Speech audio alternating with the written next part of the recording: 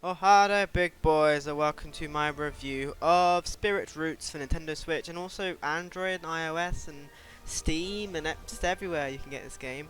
It's a generic 2D platformer where you can also do shoot with your guns, shoot out of your gun, and attack with your sword, attacks with your sword. You know what I'm trying to say. It's a generic. It's very generic. It's very generic. The best bit about this game is the fact it's got some very pretty looking sort of cartoony art, which I quite enjoy. And there's 5 different areas. I just think there was 5, maybe 6, maybe 5. Don't know, one of the two. About 10 levels in each one, and each area is basically a reskin of sort of a previous level. Everything's reskinned with different assets.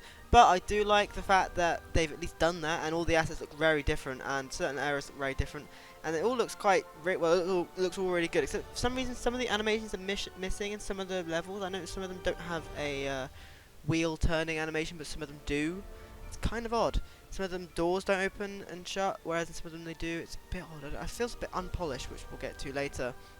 The controls are pretty decent. If actually moving about and platforming feels pretty good. The combat doesn't feel so good because it's basically just sit there and press the A button and that's it. You can also shoot if you want to, but one thing I wish is that they were on the shoulder buttons, because right now they're being set to one of the face buttons, which means that you can't jump and shoot at the same time unless you move your thumb, which is kind of finicky, so it'd be nice if that was a different place. Anyway, yeah, you get a few new different mechanics depending on which area you go to. But it's pretty standard. There's 5 areas, and each area has a boss fight, which, to be fair, they're all quite different. I'm gonna admit that they're all quite different and played differently, and quite difficult, but not too difficult. They're actually a bit more fair than I think the actual levels are a lot of the time.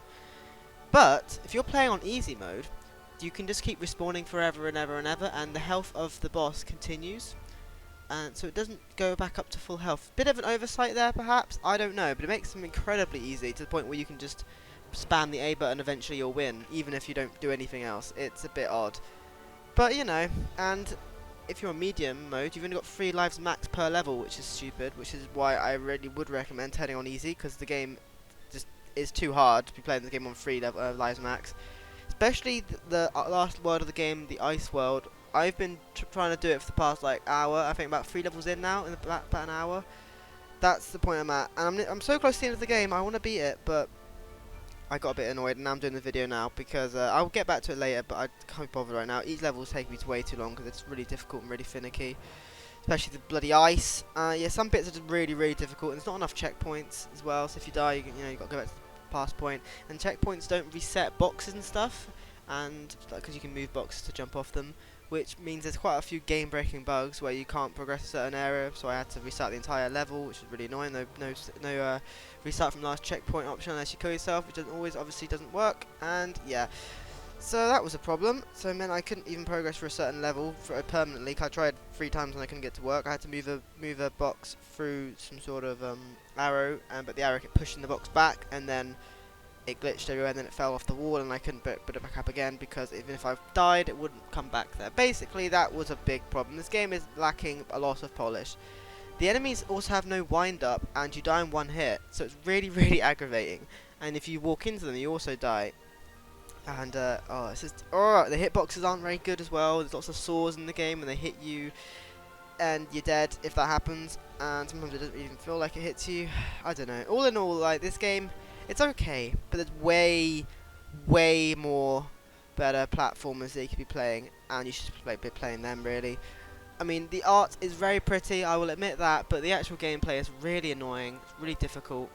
I can't really recommend the game, and I can't imagine how anyone can play this on a mobile because it is so difficult. Honestly, I'm not joking when I say it's really difficult.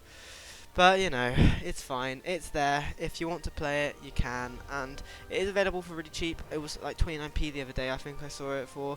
Which, maybe it's worth it for that, to be fair. You're going to get a few hours of entertainment until it gets stupidly difficult. Make sure to turn difficulty down. But, yeah, it's not too bad. But, yeah, I still wouldn't recommend it. I still wouldn't really recommend it. But, there we go. That is Spirit Roots for Nintendo Switch. Oh, another problem is that it's got this weird dead zone issue, where even if you move your analog stick ever so slightly, your character will still move in that direction. It's not dependent on how far you move it and how fast your character moves, which is really annoying. and especially a problem because for my Joy-Cons I've got a bit of dead zone. What's it called? The problem where they're moving on their own. You know the one, don't you? Everyone's got that problem on the Switch. So that makes this game really, really aggravating at certain points. Basically, yeah.